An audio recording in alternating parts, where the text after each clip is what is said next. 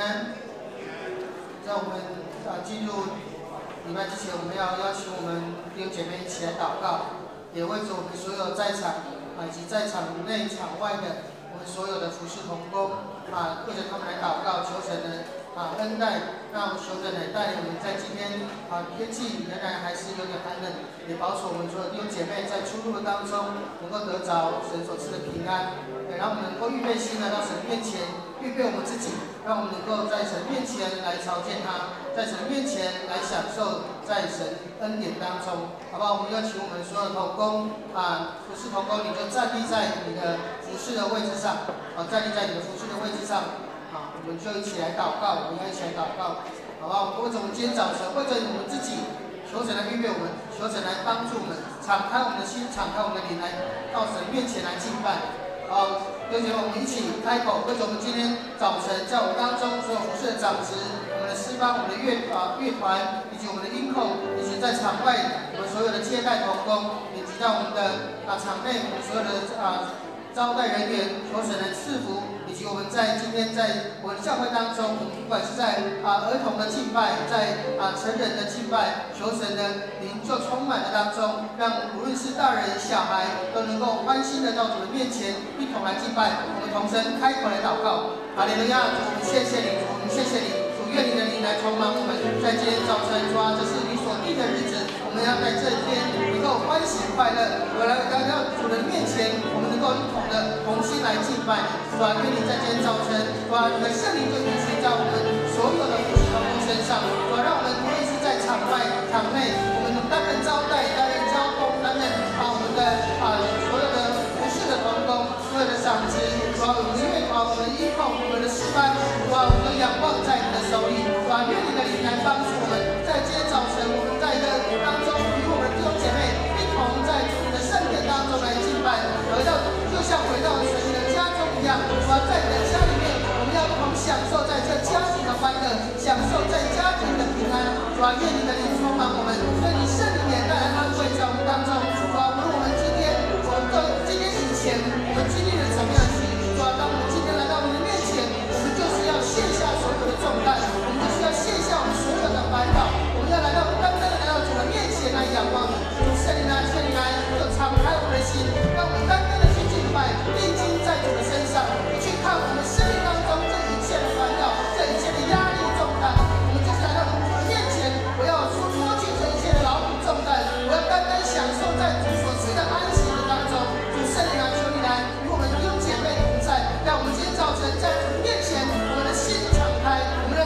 生命敞开，我们愿意到主面前一同的祷告，一同的敬拜。主啊，愿你的灵来充满我们，愿圣灵来带领我们，愿圣灵来高摩我们。主啊，让我们站立在我们所服侍的位置上，主啊，就让我们能够忠实的来服侍你。主啊，愿你的灵来帮助我们。主，谢谢你，主，谢谢你，我们同心在主面前献上感谢祷告，奉耶稣基督的名，阿们。我们将荣耀归给神，哈利路亚。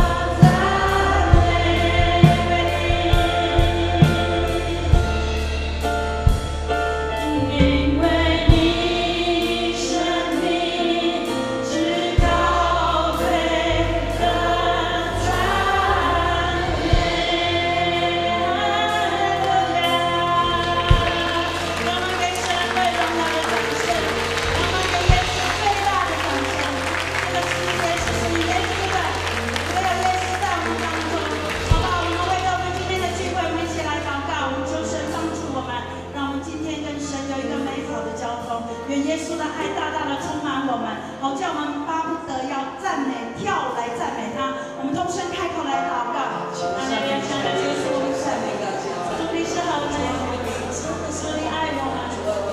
耶稣谢谢你，在这个值得别的感恩的季节，主我们来到主你的施恩宝座前，每个主你所爱的儿女，主我们要来敬拜你，我们要来唱诗歌赞美你，主因为你的爱充满我们，主因为你的救赎让我们得着新的生命，主让我们能够在主你的里面来宣告主耶稣得胜的名，主因为你是配得我们赞美的神，我们要将一切的赞美、一切的掌声都归给你，唯有你的名配得我们。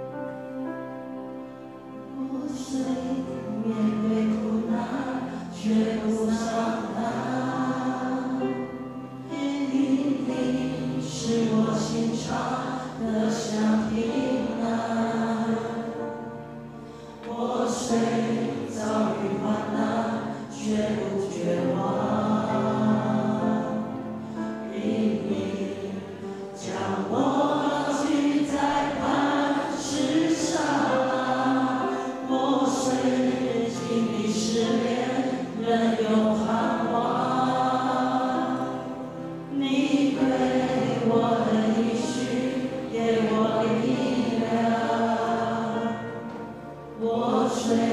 面对挑战，新的自创，因你赐下生命，使我心更勇敢。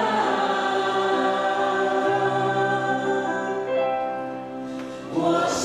渴慕你，生命救主，吸引我靠近，引导我脚步。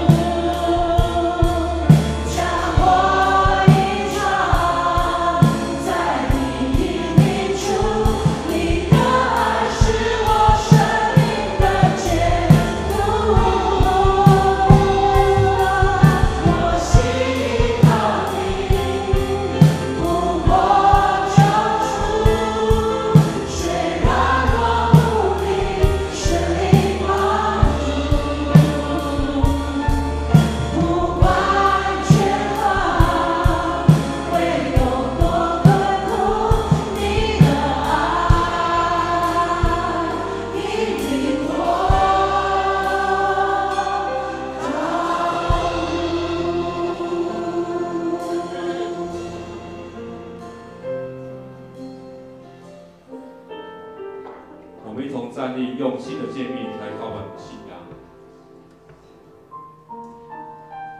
你要尽心、尽性、尽力爱主你的上帝，这是诫命中的第一，且是最大的。其次也相仿，就是要爱人如己。这两条诫命是律法和先知一切道理的总纲。我赐给你们一条新命令，乃是叫你们彼此相爱。我怎样爱你们，你们也要怎样相爱。你们若有彼此相爱的心，众人因此就认出你们是我的门徒了。请坐。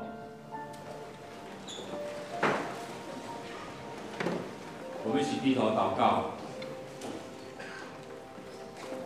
亲爱的天父，我们感谢你，愿你的话语是光，是真理，引导我们走正直的道路。主啊，我们来到你面前，求你来救济我们，求你来洁净我们，使我们更像你。天父的爱再次充满我们，因你是我们的福分，是我们的供应者。我们向你，我们是你的孩子，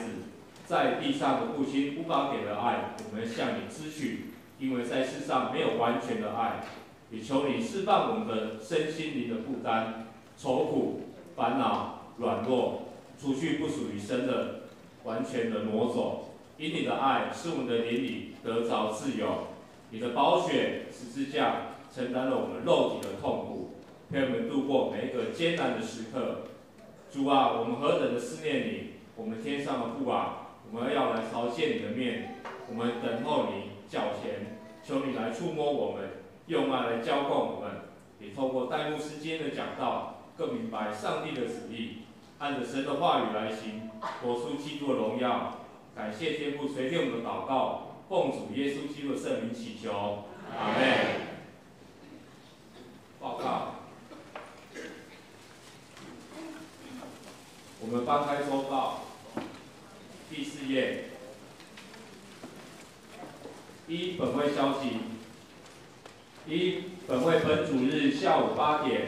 甲地下室小会议室举行小会问道会，欲参加12月22日星期日洗礼、坚信礼，但未参加发收幸福小组者，请报名参加问道会。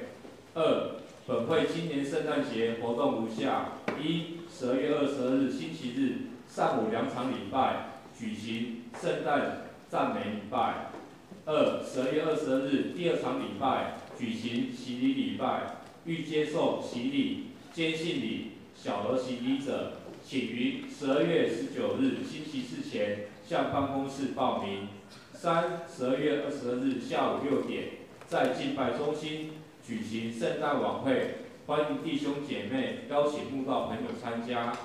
三、本会举办圣诞祝福卡活动，内容写完祝福卡后，将卡片挂于敬拜中心圣诞树上，不记名，但要写被祝福者的名字。于12月20号星期五下午6点前得到最多祝福卡片者，教会将赠送1份餐券。卡片请向办公室索取，索完为止，或自行购买，自行卡片挂上。四、本主日下午3点到6点于教会副堂举办幸福特会2，敬请服侍同工，下午2点，best 3点准时参加。五、小会公告，接纳叶永信弟兄之成人会籍和叶玉谦弟兄小额会籍，自寿山中会、宝中教会转入本会，愿神赐福。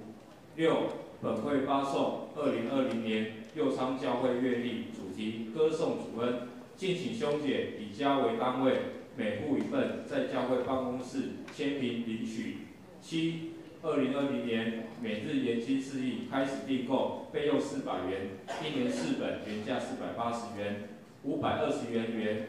1年4本大字版，原价600元。请于12月底前向陈非分干事购买并缴费，请小组长协助组员统一订购。二、肢体消息：一、商讯：一、本会于正义弟兄12月1日星期日蒙主恩召安息主怀，已于12月14日星期六举行告别礼拜，敬请相助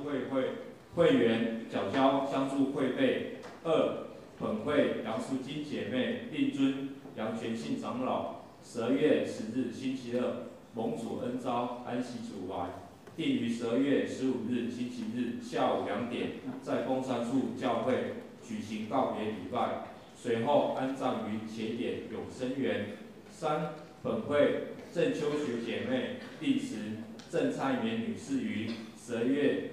8号星期日蒙主恩召安息主怀，定于12月19日星期四下午1点30分，在高雄林良堂4楼恩惠厅举办告别礼拜。以上愿主安慰遗族，敬请兄姐为遗族代祷。2、护宿舍本主日第2场礼拜后，在地下室会议室召开理监事会，请各位理监事出席参加。2、敬请社员配合于12月27日前完成12月份五金存款及偿还贷款，以利年终结算。3、12月29日星期日下午2点30分到4点30分举办小天使相见欢活动，地点教会副堂，敬请参与的老师、助教、小天使出席参加。也请兄姐为得胜者事工继续守望代祷。3、交接消息，请戴牧师。就接着邀请的部分，仍然邀请我们在再来的星期三，12月18号星期三晚上7点到9点半，在武昌教会有举办城市联合的祷告会。那这祷告会邀请我们弟兄姐妹你的时间允许，那盼望我们能够踊跃的参加不论我们是要自行前往，或者在教会要搭乘福音车请我们都在教会这边来登记搭福音车。如果自行前往的，请在时间以前能够提早到，因为如果你早到就有停车位可以使用所以邀请我们一同来参加为了城市的联合祷告会。以上的报告。好，弟兄姐妹，大家平安，弟兄们大家平安。让我们再次热情的，刚我们上帝的热情的掌声，哈利路亚，谢谢。我们的上帝看到我们每一个弟兄姐妹能够在主日的时候，非常热情的来到神的殿中，我们向他歌颂，我们向他敬拜，我们向他拍手我们真的是天父所爱的孩子。所以告诉旁边的人说，你的热情我也感受到了。如果我们每一个人能够保持一个高度的热情，还有一个美丽的心，还有一个温良的性情，还有一个豁达的这个视野，我们的生命呢就充满了美善，我们的生活当中就充满了喜悦。因为生命，我们每一个人的生命，就是因为我们的记忆常常纪念主的恩典。那主的恩典在我们当中，使我们的脸蛋呢会因着主的话语使我们改变。原来忧愁的，原来在时钟7点25分的，会因着神的话语让你变成10点10分。所以告诉旁边的人说，你的脸要像10点10分。真的有，真的有，真的有。从台上看下去真的看到每一个人真的是有10点10分的这个笑容。好，我们用继续保持这样子的笑容来敬拜上帝。接下来我来介绍我们今天的来宾。首先要介绍的从台北下来到我们右昌来看经台北双年教会来的陈信宏弟兄，陈信宏弟兄在这当中信宏弟兄，为什么接下来要来介绍在走训中心我们的田径国手我们田径国手他是阿美中会梅雅麦教会的岳刘浩全弟兄，岳刘浩全弟兄，他现在是我们国家代表队田径的这个选手在左营训练。走训中心训练的，然后因为他本身在花莲在阿美中会梅雅麦教会聚会刚刚在后面他很早就来，他说他会打爵士鼓所以呢，请我们的敬拜说他如果有缺爵士鼓呢，他看我们的练习的时候爵士鼓没有人，他后面问我说，我直接上去吗？哇，那表示呢太熟练了他有一股的这个热忱他看到我们打爵士鼓的还没有来，他说我可以，我现在就直接上去吗？我说爵士鼓还没有来。现在是练习时间，还没有开始好，我们欢迎他在我们的当中，再次欢迎他，欢迎他。来，接下来要来介绍我们此前兄的表妹哈，她住在梓官表妹沈慧珠姐妹，这个当中在这个表草我们4位执事的这个旁边接下来她是信望爱教会的这个会友刘美贤姐妹以及她的孙子你来看一个孙你看阿嬷话笑脸就好来美贤这个是美甘吧？对不起，钱吗？是这甘吗？美甘美甘美甘姐妹，还有一个叶纯爱到位去了好，请坐。他呢是我们新望爱教会，他说以后可能会住在儿子这边所以我们欢迎他参加我们今天参加我们的聚会。接下来我们要瑞吉太太的这个姐夫也就是我们瑞吉14咱台湾话咧讲这大细线的啦这个苏俊义弟兄在哪个地方？在后面这个地方，我们这边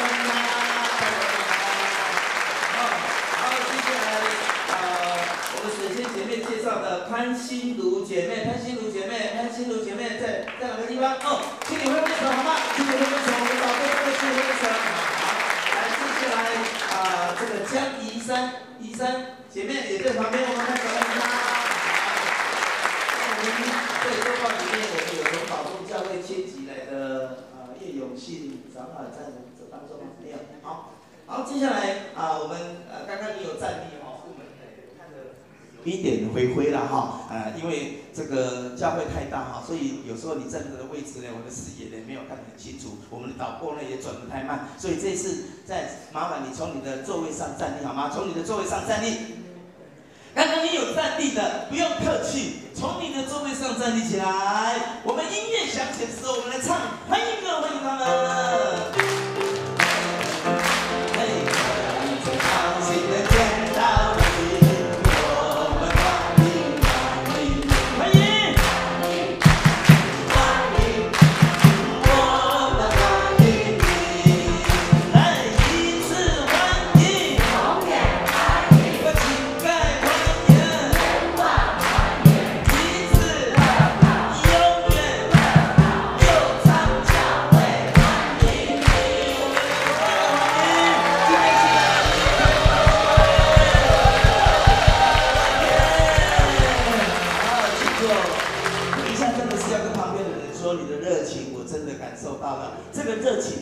本来就会感染的，你相不相信？你拿你的手去摸木炭，没有烧红的时候是这样子摸，如果是烧红的时候是一摸，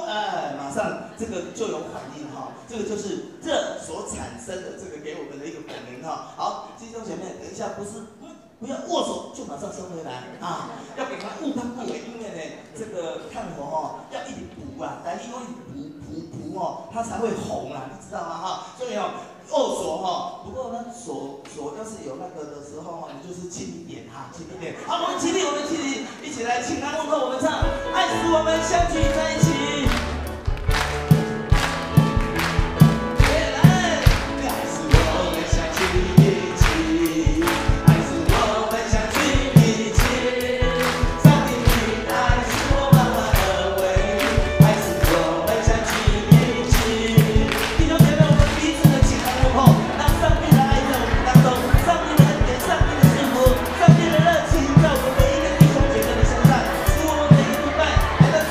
我们的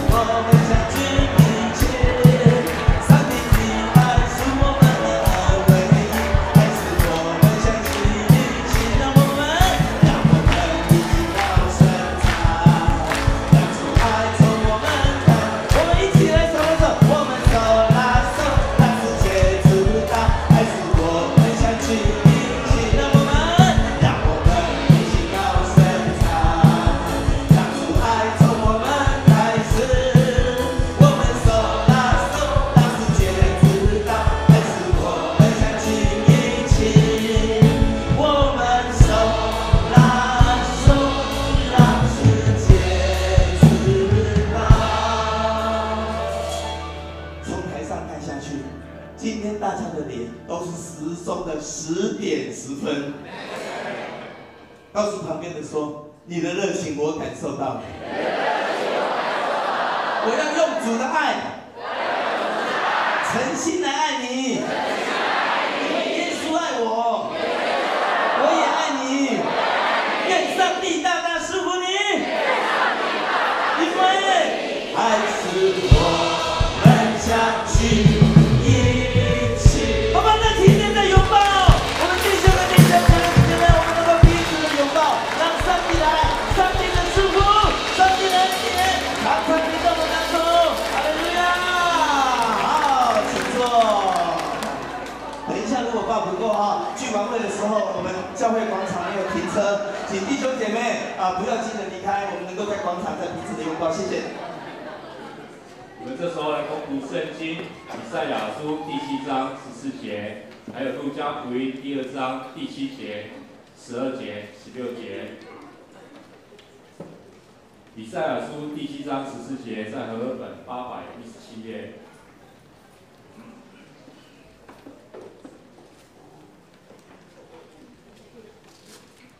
我们翻到，你来看，我来读。因此，主自己要给你们一个兆头，必有童女怀孕生子，给他起名叫以马内利。我们再翻到路加福音第2章第7节，和合本在78页。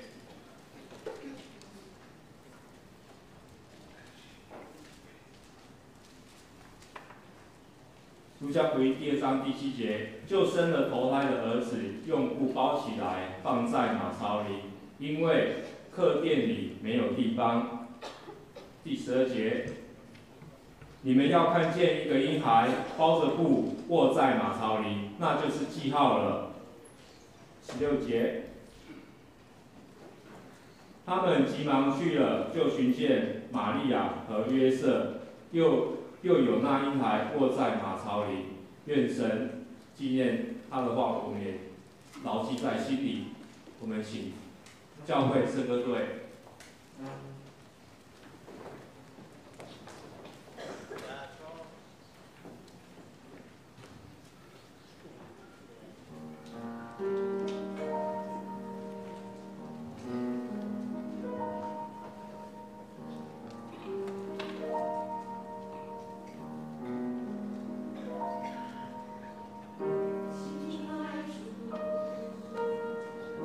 在这世界一切，他需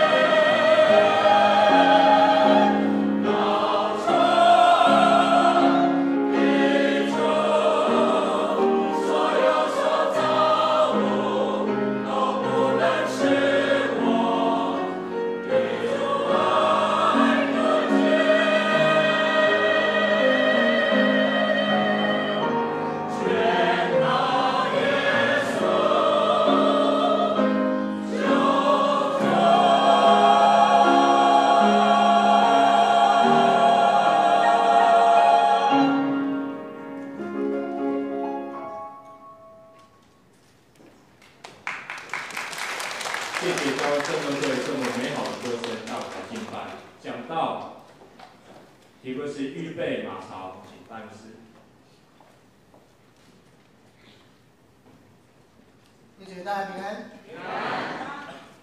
待降节期呢，其实充满了许多的期待让我们能够看见在圣诞节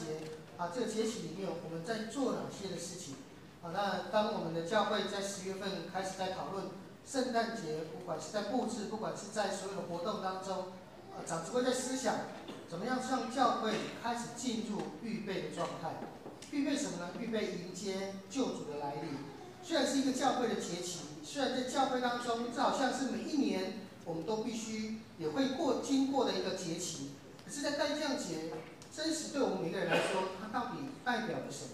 在我们待降节的第一个主日的时候跟我们分享的上帝他提及了这些这个弥赛亚他要降生预备，那也透过先知的预言为了弥赛亚要来临上帝做了一个先前的一个作业让这个预言呢能够慢慢的在以色列人当中，在犹太人当中，慢慢的去被他们来发掘。在先知预言当中，他告知了这个弥赛亚他的角色，他是一个拯救主，他要来到这个世上来拯救这世上的所有的在困苦当中的以色列人，要成为世人的救赎。那第二个呢，先知预言当中来告知这个弥赛亚他要如何来，他会出生在哪里，是出生在什么样的人的后裔的当中。第三个呢，告知这弥赛亚他将要来的工作，以及他所要面对这所有的困难苦难。在我们待降节的第3周，我们点燃这圣诞节的这待降节的第3根的蜡烛，宣告是喜乐，因为救主降临要临近了，所以我们要用喜乐的心，用爱，用感谢来预备。就像我们教会在今年我们的圣诞节当中我们同工有预备的，就是在圣诞节我们要祝福，不单单只要祝福，而是带着爱跟喜乐来祝福。所以呢，在教会我们预备这写祝福的卡片来祝福我们的弟兄姐妹。也许在过去的1年当中，你知道你在教会当中，也许在你的生活里面，你受了人的帮助，你受了弟兄姐妹的鼓励，你受了弟兄姐妹他们的带导，你觉得我应该要感谢他，可是你可能没有时间，或者是你没有刚好的时机来向他来献上感谢，所以你可以写他们的祝福卡，然后拿到敬拜中心的这个圣诞树上去把它给画上去，在神面前就像献祭一样，把这个感谢献给神，也愿神祝福在我们所祝福的同工的身上。所以请我们也好好的预备我们自己，用爱用喜乐来迎接这个圣诞。那这个礼拜呢，再次用预备这个字这个的为题来跟大家一起来分享。上帝他要道成肉身，他先预备了一个，我们在第1周有分享到，他预备了一个家庭，这个家庭是刚刚要建立的家庭，可是圣灵却在玛利亚的身上成就了一件不可思议的事情。玛利亚童女，她受圣灵怀孕，但是她在这个还没进入婚姻，这是对他们来说是极大的一个挑战。可是玛利亚、约瑟，他们承接了这个计划。玛利亚跟神说：“情愿照你的话成就在我身上。”神也差派使者在约瑟的梦中来提醒约瑟，约瑟醒了起来，就遵着主使者所吩咐的，娶了玛利亚为妻。这个故事好像是一个上帝开始预备，他要道成肉身，他要来，他要在一个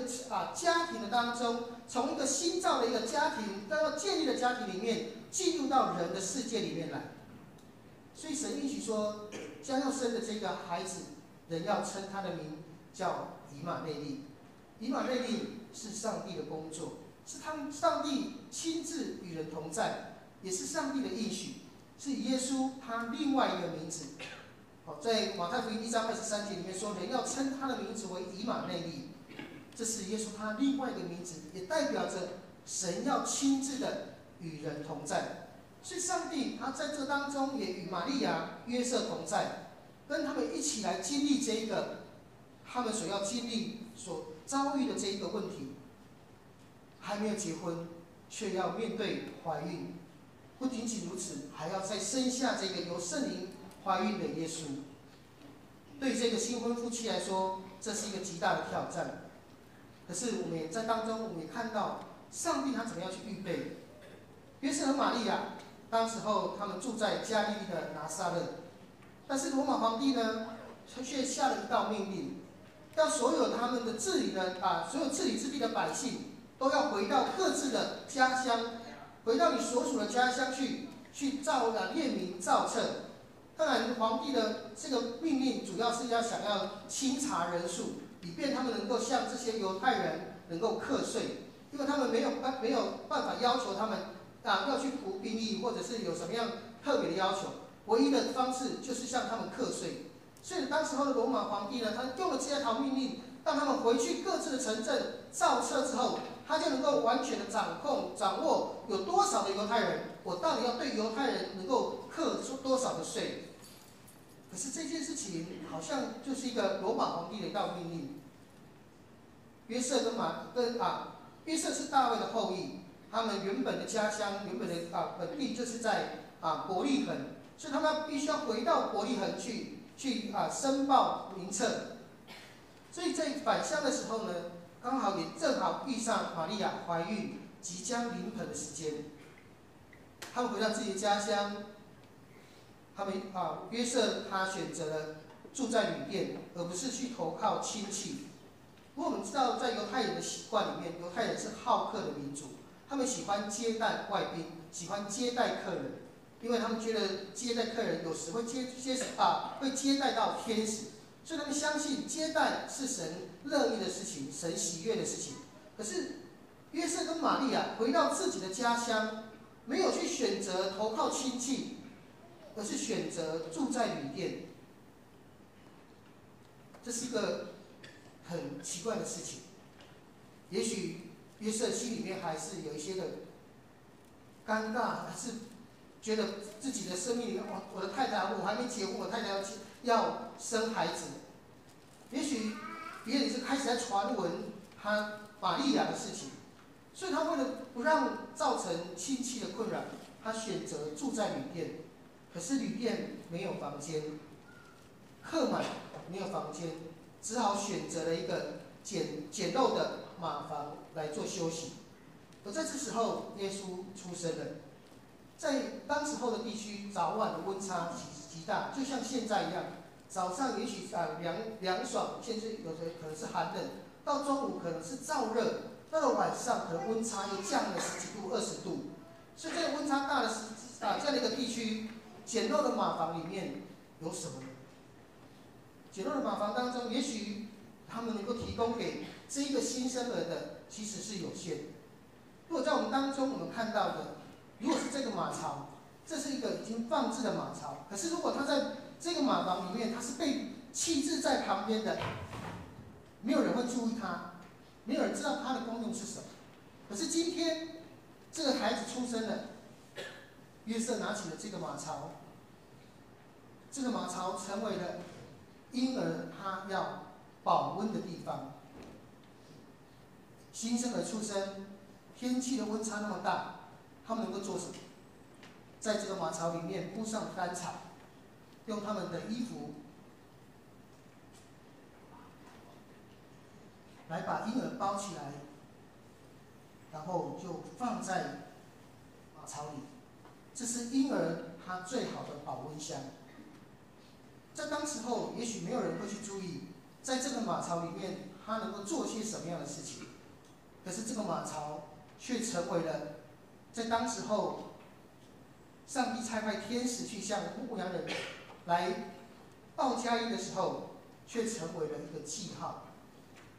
没有地方可以住，只能够在马房，用最简单的方式来让一个婴孩有一个舒适的地方，用布包好，加上干草，就把它放在这马槽里。这是寒冷的夜晚最温暖的地方，而这却也成为了一个记号。因为天使对牧羊人说：“不要惧怕，我报给你们一个大喜的信息，是关乎万民的。今天在大卫城里为你们生的救主，就是主基督。你们要看见一个婴孩包着布卧在马槽里，那就是记号。马槽成了记号。上帝预备了这个马槽，作为他就是弥赛亚道成肉身的出生地。一个不起眼的一个马槽，也许我们觉得它没有任何价值的一个马槽，但是今天上帝却藉由这个马槽来成为一个弥赛亚出生的记号。然后天使告诉牧羊人说，今天在大卫的城里为你们生的救主，就是主基督。你们要看见一个婴孩包着布卧在马槽里，这就是记号。什么是记号呢？记号它的意思包含了指标、记号、表征、奇迹或者是征兆。可是有另外一个意思是，这个记号是上帝他自己行的神迹。为什么这么说？如果我们回到以赛亚书第7章14节里面，上帝他透过先知说要给我们一个兆头，这个兆头的意思就是记号。这记号就是一个童女要怀孕生子，童女圣灵要感孕生子，这是一个兆头，是一个记号。今天天使告诉了牧羊人，你们所要看见的一个记号，就是有一个婴孩用布包着放在马槽里，要成为一个记号。这个记号是要让人看得见，但不一定是人的思想逻辑可以理解。从10月份开始知道说，我们要开始预备跟设计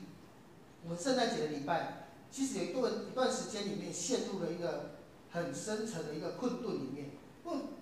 你每一年都在做这个庆祝的礼拜，如果每一年的庆祝礼拜都是比照往例，那对于弟兄姐妹，我们能怎么样让我们知道圣诞节耶稣降生在我们生命当中这个降生的意义？怎么样更清楚的让我们知道？是刚开始陷入一个很深的困顿的里面，但是开始看到我们的同工开始预备圣诞节，包括所有的活动，包括从感恩节之后，我发现我们开始预备这件事情，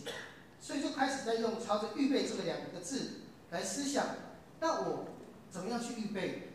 我怎么样预备一个我的生命当中的救主要降生在我的生命当中？所以开始在想，神到底预备了什么？神预备了先知，预备了我们刚刚提到第1周提到的，预备了一个家庭，出生在家庭，从家庭被祝福开始。上帝预备的祝福的家庭是从家庭当中来进入到人世间来，所以家庭是一个必须要被祝福的地方。第2个预备是他自己预备，了一个人最不起眼、看不上眼的地方来出生。出生在马槽里，是人万万也想不到的事，可是他却用这样的一个方式来彰显他自己，他愿意出生在一个最卑微的地方。所以牧羊人进去了，寻找天使所说的主基督降生的记号，一个婴孩用布包着放在马槽里。哪里有马槽？一般人家犹太人他们的习惯不会用马，用驴子，用骡。可是马到底是什么？马通常是商人或军人会用，所以商人跟军人都住在哪里？住在旅店。他们来往的过客当中，最喜欢的就是旅店，因为有时候深夜到了，只有旅店它可以敲门，让他们能够进去住。所以这些牧羊人知道，哪里可以找到这个马槽，就是有马的地方。让他们觉得旅店是最好的地方，他们往旅店去找，他们找到了，看见了，看到一个婴孩就躺在马槽里。以赛亚的预言的兆头记号，今天就实现了。这对牧羊人来说是一个又惊又喜的事情。过去他们也许在旷野牧羊的时候，晚上夜间休息，轮班在看管的羊群，他们没有任何的其他的嗜好，他们也许在传说的一些古老的事，也许在向孩子们、向年轻人说，老一辈的人传给我们的故事里面说，弥赛亚要降生。也许他们在他们的这样的一个过程当中，也听过关于弥赛亚要降生的事。可是今天，他们就在现实当中看见他们在过去所流传的故事，今天就实现在他们的眼前。上帝透过牧羊人预备了牧羊人，成为救主降生的第一位的见证者。马槽也成为牧羊人他们见证主的一个记号，在一个卑微的地方显为尊荣的之地，因为一个尊贵的弥赛亚降生在这里。他们也许很难置信他们眼睛所看到的，可是当牧羊人把这些事情转述给玛利亚，玛利亚听见他们之后，把这一切的话放在心里头，因为神也给他这样的记号，是他要生下这个孩子，要起名叫耶稣，是来拯救世人的。所以牧羊人他们知道，当玛利亚他知道这些话曾经是圣灵神的使者来告诉他，可是今天神却透过牧羊人来告诉他。这个转述的过程当中，玛利亚把这一切的话放在心里。他没有想到，耶稣出生时的所用的马槽，原本是一个为了一时的方便，让孩子有一个地方，一个温暖的地方，却没有想到，却成为牧羊人寻找的记号。马槽，它是玛利亚、约瑟经历上帝同在的记号，所以他们更加的确定这是上帝的计划。牧羊人也因为这个记号，他们到了城里，把救主降生的事传开了。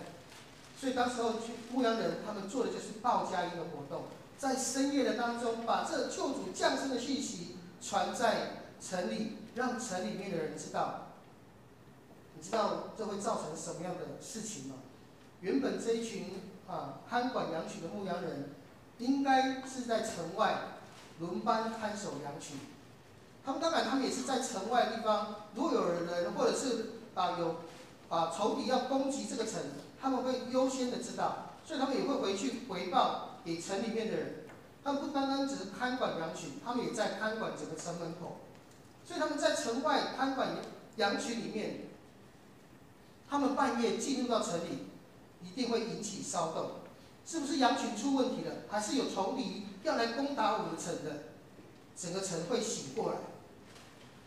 在深夜里，也唯有牧羊人，他们是轮班看守，警醒在看管羊群的人。所有人都睡了，唯独牧羊人还在警醒守望他们的羊群。所以他们一旦进城，他们所带来的消息是让人惊讶的。他们所说的不是人攻击，不是羊群出了问题，而是弥赛亚降生了。上帝借由这一群最卑微的人，把这关乎众人的事，就是上帝要拯救世人、拯救犹太人的消息带来。上帝用最卑微的人来成就伟大的事。马槽是上帝的预备，为了成就这个所应许的事、所应许的记号，上帝的预备了什么？我们再从头来想一下。上帝预备了罗马皇帝出了一道命令，这道命令要他们回到本家当中去列名造册。如果没有这道命令，玛利亚、约瑟不会离开拿撒勒，而回到伯利恒去。可是上帝的应许是要弥赛亚出生，是要在大卫的城里，就是在伯利恒。没有住宿的地方，他们只能够在马房里过夜。玛利亚生产，把耶稣放在马槽里。上帝预备了一个马槽，这个马槽却成为天使向牧羊人来宣告、报告的一个记号，让牧羊人可以有迹可循，进入到城里面，找到这天使所说的这马槽的记号。而把这个事情也传扬开来。上帝为了弥赛亚的降生，预备了一连串的事情。如果就把它分开来，个别来看，它就是一个独立的事件。一个皇帝颁布一个命令，似乎是一个很平常的事情，可是这个命令却也连带着让神的应许一步一步的去成就，一步一步的进入到神的计划当中。所以整体来看，就成就了上帝他的预备工作。马槽是一个上帝向世人要让世人知道，他可以，他愿意在一个最卑微的地方出生，就像耶稣他所说：“人子来不是受人的服侍，乃是要服侍人。”如果上帝他要人来服侍他，他可以选择在一个最豪华，也许他可以选择在一个最豪华的地方出生。就像有人我们在过去许多的传说许多人的想望里面，希望每个这个孩子出生他是含着金汤匙出生，他是带着什么样的方式出生，都形容这个孩子出生是多么的尊贵。可是上帝他却选择了一个最卑微的地方来出生。马槽也许是最卑微、最简陋的地方，但是他却让渴慕的人看见，看见了就必传扬。这些牧羊人因着天使的所宣告的消息，他们产生了极大的渴慕跟好奇，想要去找，就在城里，大卫城里，就在我们这城里面呢，就在我们身边呢，我们可以进去找一找看，看是不是天使所说的是真的。渴慕的人、想见的人、寻找的人，就必寻见。他们看到了，也将这样的事情传扬开来。马槽被人视为一个不配得尊贵荣耀的君王降临的地方，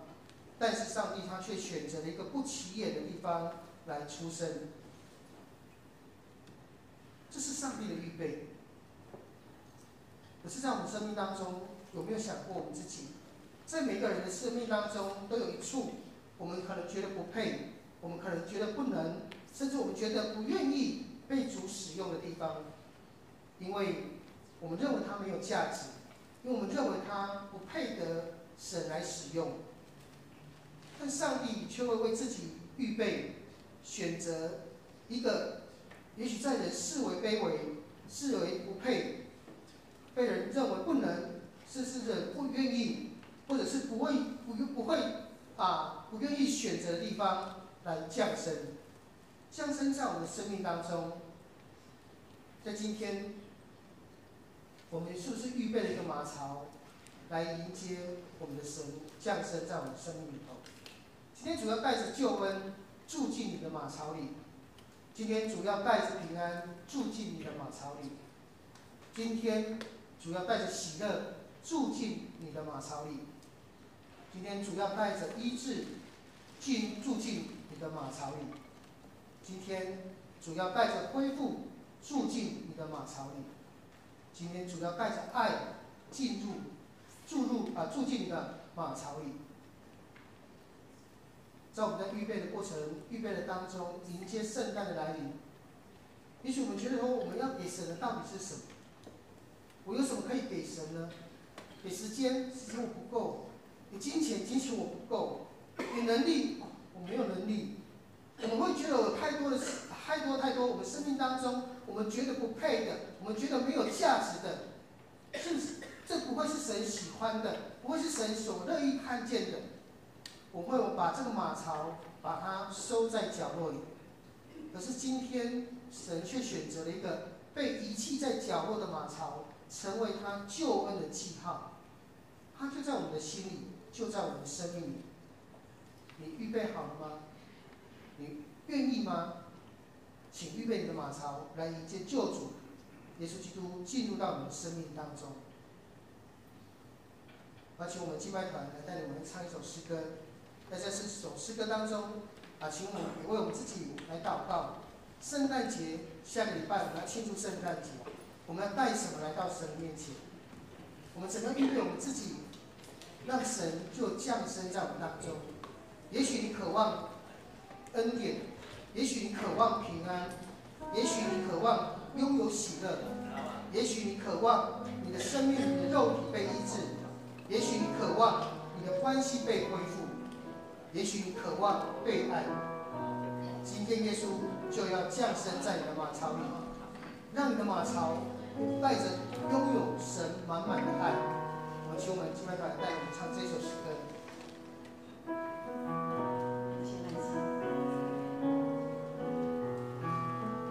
我愿全心荣耀耶稣，放弃依靠我自己的脚。你的祝福无法测度，靠你能力我能胜过世界。而我不再看我所有成就，主手中怎么，一切奖赏都不能够与你的恩典相比。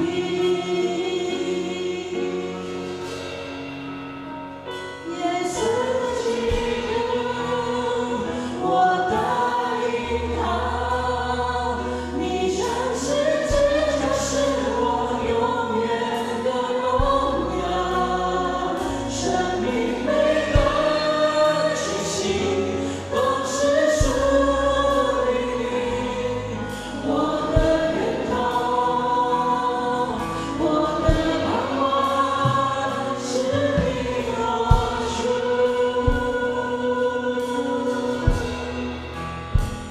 我愿全心荣耀耶稣，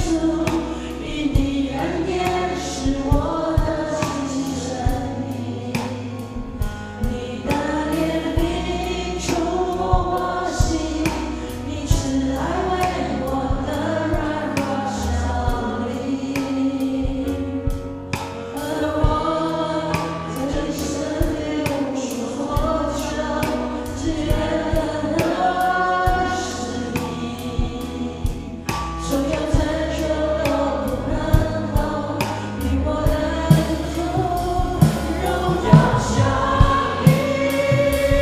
耶稣基督，我的依靠，你的十字架是我永远的荣耀，生命每个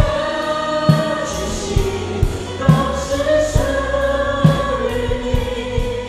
我的源头，我的盼望，耶稣基督。一起来唱，我要伸手在你的十字架是我永远的荣耀，生命每个气息都是属于你，我的源头，耶稣基督，我的盼望，耶稣基督，我的依靠，你的十字架是我永远的荣耀，生命每个气息都是属于你，我的源头，我的盼望是你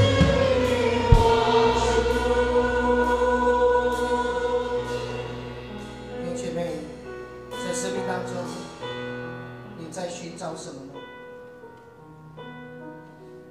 你在找寻的一个记号。你渴望神在你生命当中让你看见，那是神的记号，是神要亲自自己做的一个神迹。你渴望神在你生命当中告诉你说，孩子就是这个，孩子就是这个，就是我要给你的。你也许在寻找的平安，也许你在渴望有更多的爱在你的生命的里头。可是你预备了马槽了吗？你预备了一个让耶稣进入的地方吗？也许你觉得这个地方是不配，我的生命不配，我的生命我没有办法有更多的来给耶稣。但是耶稣他选择一个最卑微的地方降生，把救恩带到你的生命当中，把平安带到你的生命当中，把喜乐带到你的生命当中。把医治、把恢复、把爱带到我们的生命当中。只是我们愿不愿意把自己预备一个地方，让耶稣基督就降生在那里，降生在我们觉得我们自己是一个卑微不配的人身上。为我们自己的祷告，为你自己的生命祷告，求主使用我们。也许我们这是一个不配的马槽，可是耶稣却选择了在这个卑微的马槽当中降生。我们的生命要满有耶稣的恩典，我们的生命当中要满有耶稣的平安跟喜乐。好不好？我们同声开口为我们自己，让我们的生命能够拥有神全备的爱。我们同声开口来祷告。哈利路亚！谢谢你，主啊，你的充满到我们当中，主啊，让我们的生命，主啊，在我们生命当中能够成就神你的救恩，成就你的喜乐，来成就你的平安，成就你的医治，恢复你的满有全备的爱，充满在我们的生命当中。主啊，你为我的生命而来，你为我的生命的辅助而来。主啊，你要把平安赐下，让我在我所面对的问题，在我所面对的难题上面，主啊，你就是那个答案，主啊，你就是那个答案。我渴望有更多的平安，平安不是我心里当中这一切的恐惧，主啊，唯有你来，就是你来，主啊，邀请你来住在我的生命里头，除去我生命当中的所有的恐惧，让我拥有你赐的平安，主啊，你的平安就满满的就充足在我的生命当中，主啊，我也许我的生命当中渴望被恢复，渴望那没有的那个爱的关系，跟我的家人的关系，跟我的同学的关系、同事的关系，跟主你的关系，跟我的孩子的关系，跟我的另外一半我的夫妻的关系，主啊，我渴望被恢复，主啊，就降生在我的生命当中，让我的生命在主你面前得以恢复，恢复那个关系，重新在主的爱里头来领受那个全备的爱，充满在我的家庭，充满在我的职场，充满在我的教会的当中。哇，我的渴望就降生在这卑微的马槽，这卑微的我的身上。哇，让我们能够将我们自己完全让的献上，被主你的使用。哇，你降生在这马槽里，这马槽就成为了生命的记号，成为了人生命得救的记号，成为一个人他能够找出别人的记号。哇，愿你的充满在我们当中，主谢谢你，主谢谢你，主谢谢你。耶稣基督，我的依靠，你的十字架是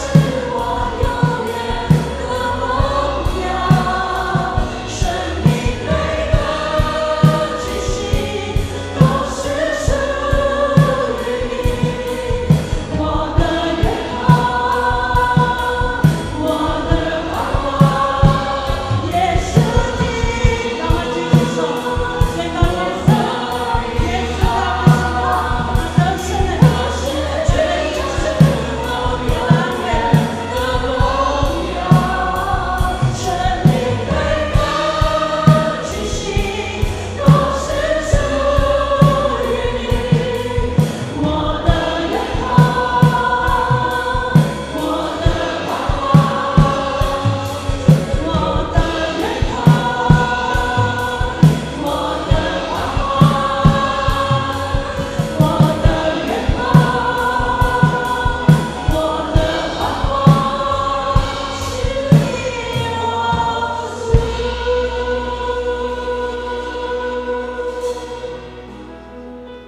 我父神，谢谢你，谢谢你对我们生命有计划，也谢谢你在我们你要成就的计划当中，你预备了许多的事，让我们成为你的计划当中的一部分。也许我们在我们生命当中觉得这些事情的发生似乎是偶然的，似乎是一个单独的一个事件的发生，但是我们却发现，主你在每一件事情上都互相效力。在我们生活当中，你透过许多的人、许多的事来提醒我们，也许在帮助我们生命得着恢复。但是也因为在生命的当中，我们常常觉得我们自己不配，不配得神主你的救恩，不配得主你所赐下的爱。我们就像那个马槽一样，我们觉得那是最卑微的、最简陋的、最不配的。但是主你却选择降生在马槽里，让那里成为一个救恩的记号，让那里成为一个神你救赎计划成就的一个部分。主啊，让我们愿意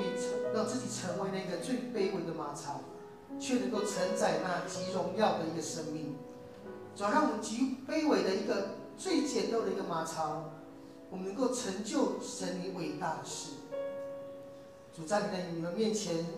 主你所喜悦的每个百姓，我们所有的弟兄姐妹，是你拣选了我们，让我们在你的计划当中，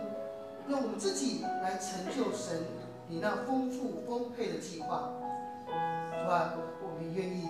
成为你的器皿，我们愿意成为那一个最卑微的、最简陋的马槽，来成就神你伟大的一个事，让你的救恩，让我们的简陋、最简单的马槽，能够承载那极荣耀的救主降生在我们的生命当中。主，我们谢谢你，谢谢你，谢谢你选择了我们，谢谢你选择降生在我们的心里。我们真的不足，但是主你却乐意，你却愿意降生在最卑微的地方。愿你用你的爱，全然的爱来丰富我们的生命。谢谢耶稣，赞美耶稣，祷告奉耶稣基督的名，阿门。我们将荣耀归给神。好，我们要为我们领受。我们请执事来收奉献。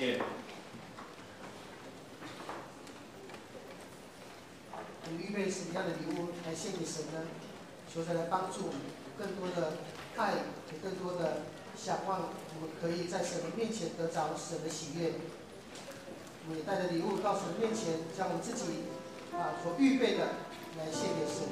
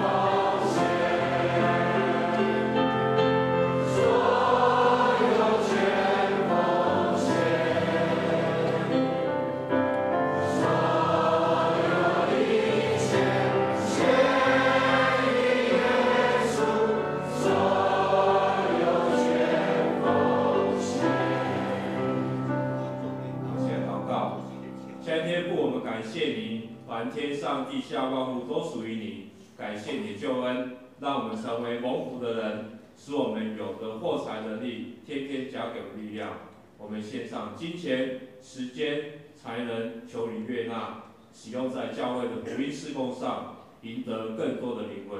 祷告都是奉靠主耶稣基督的圣名祈求。阿门。我们一同站立，祝福差遣。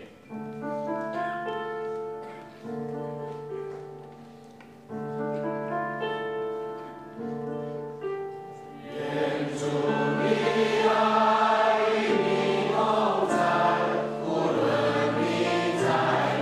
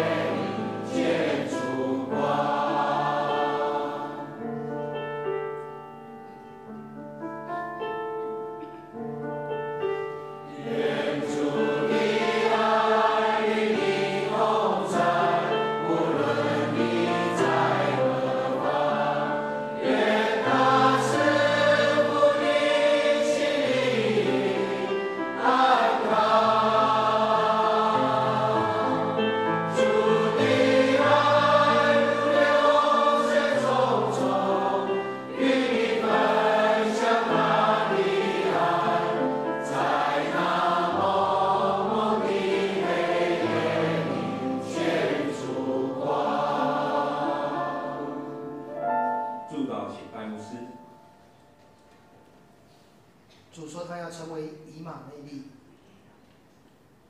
你预备好了吗？你预备你的马槽迎接救主的降生吗？愿我们救主带着救恩、平安、喜乐、医治、恢复以及全备的爱，丰富在你的马槽里，让你的生命承载那尊贵荣耀的生命，让你的生命所领受的恩典从今时直到永永远远。阿们。请